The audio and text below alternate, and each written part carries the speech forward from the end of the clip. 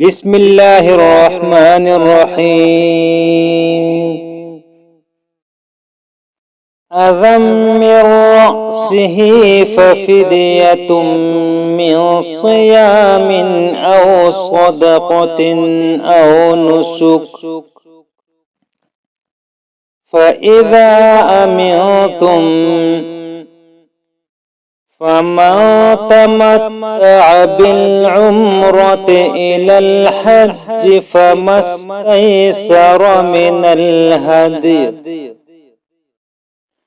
فمن لم يجد فصيام 3 أيام في الحج و7 إذا رجعتم،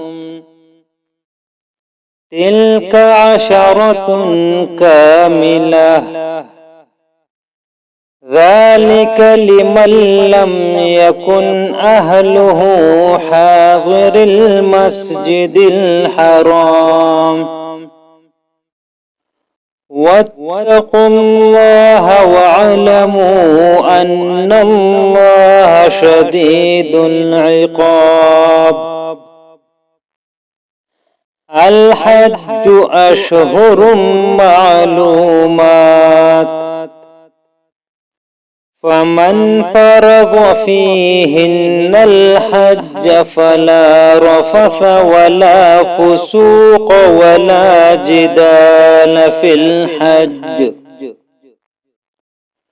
وما تفعلوا من خير يعلمه الله، وتزودوا فإن خير الزاد التقوى، واتقون يا أولي الألباب. ليس عليكم جناح أن تبتغوا فضلا من ربكم، فإذا أفضتم من عرفات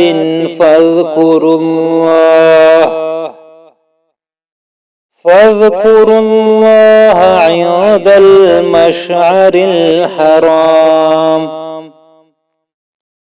واذكروه كما هداكم وإن كنتم من قبله لمن الضالين. ثم أفيضوا من حيث أفاض الناس واستغفروا الله، إن الله غفور رحيم. فإذا قضيتم مناسككم فاذكروا الله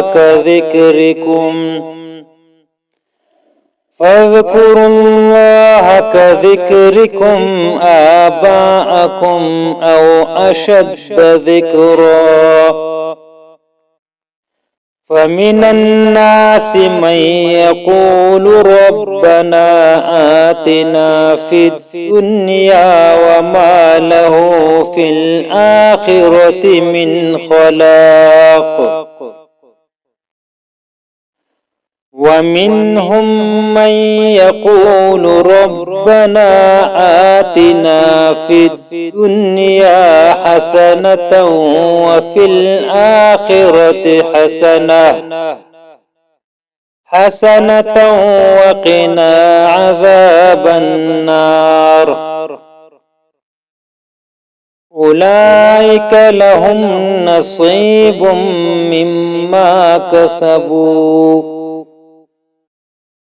والله سريع الحساب. واذكروا الله في أيام معدودات، فمن تعجل في يومين فلا إثم عليه، وما تأخر فلا إثم عليه لمن اتقى واتقوا الله واعلموا أنكم إليه تحشرون. ومن الناس من يعجبك قوله في الحياة